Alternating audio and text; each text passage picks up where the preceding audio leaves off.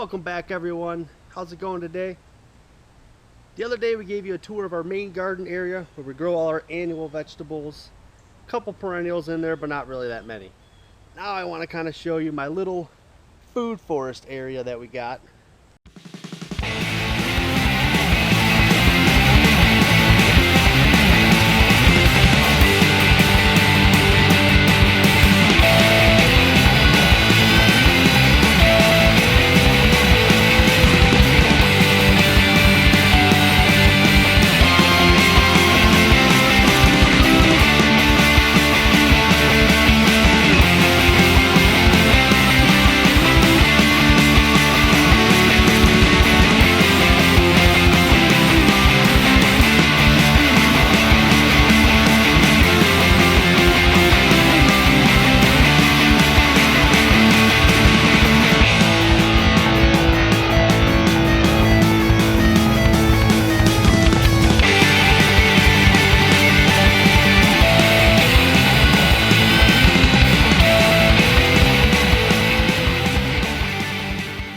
I'm going to start in the back area of my little food forest where I plan on doing some adding on. You can see all behind me, got some wood, we got a couple frames that we made, and we got a pile of weeds back there. I plan on taking this area and kind of going all the way to that bigger tree back there. I don't know if you can see it or not. There's a bigger tree back there, probably about another good 20 feet. I'm going to try to make that all into an area where we can grow more perennials and more food forest type things. And then right in front of our food forest we actually have the kids' playthings. We got a little slide, and then we have a swing set that we made for them. So this will be kind of like their area, and they'll have all sorts of fruits and vegetables to pick all the time and eat and snack on all throughout the summer, and they should love that. Now, some of the stuff I got in here is I have this Chinese mulberry, or a chi tree, and this is in its very first year ever, and it's got some really sharp pokers on it, which I did not realize at the time. So I might end up moving this if I'm gonna have the kids playing around here, or I might just plant stuff in front of it to try to keep them away from it a little bit. Now over here is a hugelkultur bed that we built.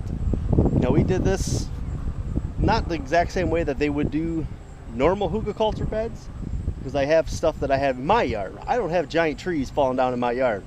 I have smaller branches and sticks, so I have a lot of smaller branches and sticks, and then I have a lot of weeds in there that I pulled and stuffed in there, and then I have dirt that we put on top of it.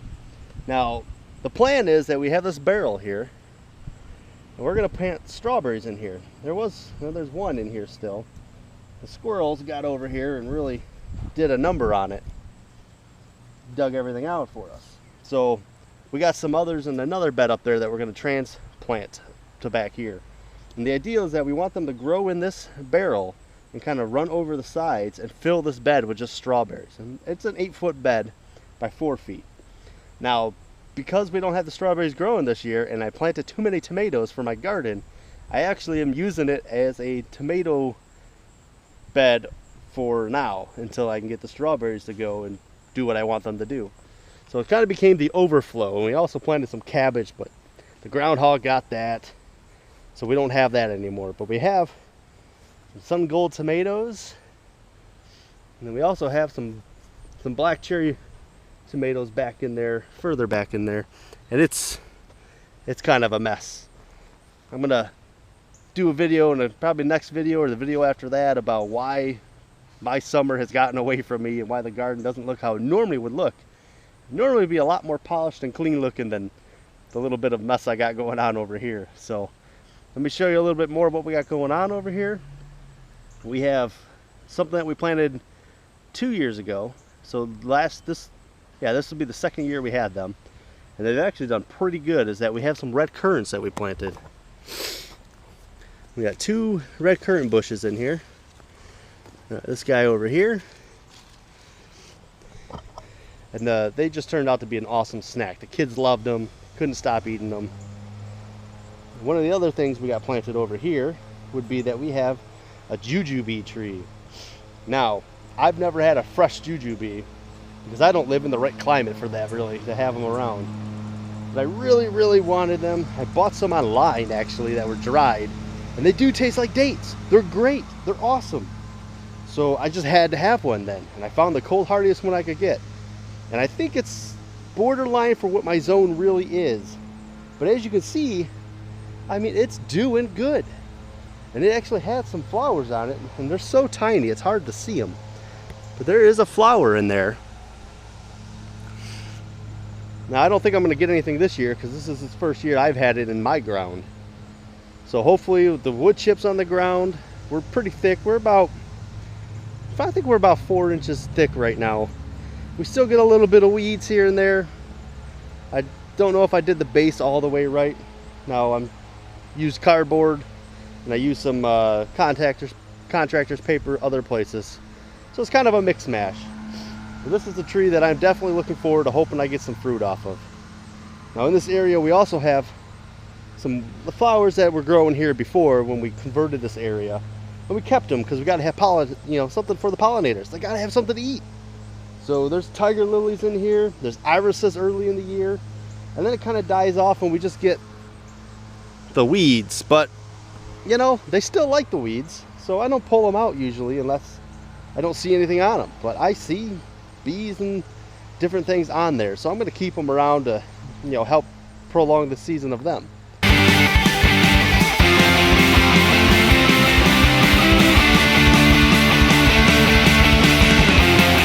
We're just sitting here waiting for Sissy to get off the bus. She'll come running down the street. And then I think we're going to go to the park. Do you want to go to the park, Mr. Man? Do you want to go to the park, Mr. Man? It looks like a yes. Yeah! Yeah. Just gotta wait for Sissy. Who's that? Is that JoJo? Yeah. It sure is.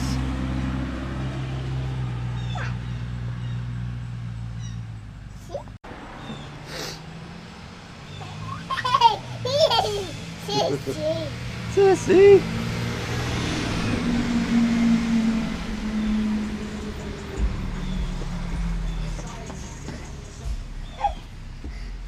How was school? Good. Welcome home. Hey. Why would you do that? You got any homework? No. I don't know if you can see the full effect of it in there. This is the grape teepee. The wife and I had a great time. We went out on a date and actually went to my parents' property and fell a bunch of logs and small saplings and trees, and we collected all this ourselves, and then we came home and built it all, And this is, the ideal of this is for fun for the kids, really. It's like a hideout. So when these grapes really start taking over this thing, because they're all first year grapes. Let's go inside here. It's hard to see, but I mean, these vines are doing all right. They're climbing, they're spreading out some. They're not taking over as much as I want, but they're in their first year, so I don't really expect too much out of them this year. Next year, what I'm really hoping is that this thing is just lush, early in the year, and it stays lush and full, and we'll put a little chair in here or a bench or something. They can come in here and maybe sit and read or just play around in here. Just a little place they can hide out. Nobody can really see them. Be secluded from everyone else, which kids like. Got more grape over here. Now we got, 5 sides to this, and we planted 3 of them with grapes. And I also have a lot of wild grape that grows on this back fence that I kind of cut back and keep trying to cut down, and maybe eventually I'll just get rid of altogether. I'm not sure. The other thing we wanted to do is that we wanted to grow Arctic kiwi. So we got a couple Arctic kiwi plants in here. One on this far side over here. And then there is one over here. This is the Arctic kiwi vine. It's hard to see the Arctic kiwi vine because I planted this passion fruit vine and I wasn't expecting it, because we tried this last year and we had it in the front of our house where it doesn't get as much morning sun or afternoon. It kind of gets more just late evening sun, I guess. And so it didn't do anything. It didn't take off at all. So we're like, well, that's kind of a bummer. So I just wanted to try it again because I like to try to see if different things work. So instead of planting one in front, I planted it back here just thinking, it'll probably die again like last one. But to my surprise, we have passion flowers all over the place. This thing has gotten crazy huge. And I keep trying to trellis it up this. Let me show you the front of it because it's got a lot of flowers on it. I mean, just look at all these flowers. Some that are already flowered here. Some up here. And we still got a ton to go on here, bud-wise. So that's kind of been a good surprise for us, is that, and these things are just amazing. I mean, these flowers are just awesome. These gotta be the coolest flowers I've ever seen. I love them, they're great. Let's go over here. Let me show you where we planted. So this whole little area, I don't know if you can see the bean tent or the grape teepees over there. And you've probably heard me reference it before. We have a bean tent. We grow beans on this. We've been growing beans on this for 4 years now. And it's always perfect. It's great. They climb up. This used to be like a swing that was here in the property when we bought it. And we converted it to this, the bean tent. And we kind of built around it a little bit. So this is the first thing that was here. Now, beans aren't really a perennial, right? So they're not really a food forest type of thing. But this year I planted these scarlet runner beans that I've been hearing about. I don't know if you can see these in here. Yeah, see there. And supposedly they will, die down, grow from the same roots. So if they grow from the same roots, then they should be able to come back. Now I'm gonna come in here and probably put down some wood chips, mulch this whole area, kind of keep them a little warmer than what we normally get here in Michigan. And then let's see. I mean, if they come back, that would be awesome. Then it'd be less things that I have to do in the spring, which is normally a lot because I have a huge yard of stuff that I got going on, and I'm always trying to do different things that require a little bit of time every year. So we planted this bean tent first, and everything's kind of been built around it for this area specifically. And we also had a lot of herbs that we planted. Now you can see a lot of mint's gone to flower. A lot of this stuff's gone to flower because we also have herbs over in the garden that we use. And we use those probably more frequently than we have been this. But I like to come over here and just rub a hand through here and get those smells going. So we have some thyme over in the front. And it's not really doing too hot this year because it started off bad, and then we went through and weeded and extended this area out a little bit. So hopefully next year they come back a little bit stronger than they are this year. But we also have more of that over in the garden grow. We got mint in here, a lot of mint. And for our perennial herbs that we grow over here, we grow them in these pots, not in the ground. So we got a couple big pots in here. We got the basil in them, we got some rosemary, we got some verminum, and we got some chives back in the ground over here, and they're all kind of going the flower on us. We munch on these all season long. Mostly in the early spring, we get a lot of chives are eaten in the early spring. And here's some more of those weeds that I just won't get rid of because, well, I see pollinators on them. If I see pollinators, it's staying. I don't care.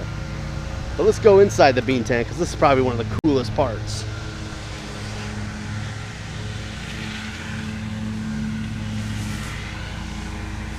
I don't know how well you can see that. There we go. You can see the beans. They're just hanging everywhere. This is great. It's like the perfect structure for them. My kids come in here, they snack on them, they can pick them for us. They're easy to reach. It's getting a little hard for me to get down in here, especially when they start hanging down and growing over this. But the kids can get in here super easy and pick all these, and they have a snack all year round. They just come in here and pick whatever they want. In fact, I got to come in here and do a harvest and make some dilly beans. Got to get on that real soon, probably this weekend. But this bean tent has been awesome. This is probably one of our favorite things that we have going on. I'll kind of give you an overview of the,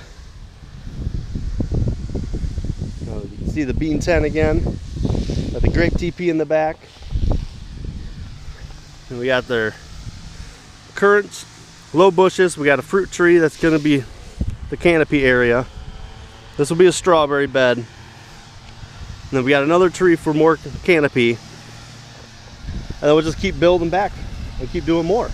So if you keep following along with us, you'll be able to see what we do with the rest of this area and how we turn it and transform it more into a bigger food forest than it is now. Now, obviously, it's not huge, but it's a good start, and in a couple of years, this will probably produce quite a bit of food for us that'll, you know, last us a long time and go a long ways for us. This on top of the garden, and then we'll have to do another video for the other back corner where we grow even more fruit trees and perennial type stuff. So that's kind of our food forest tour for now of this little area, and we'll catch you the next time you check us out. So as always, catch you next time.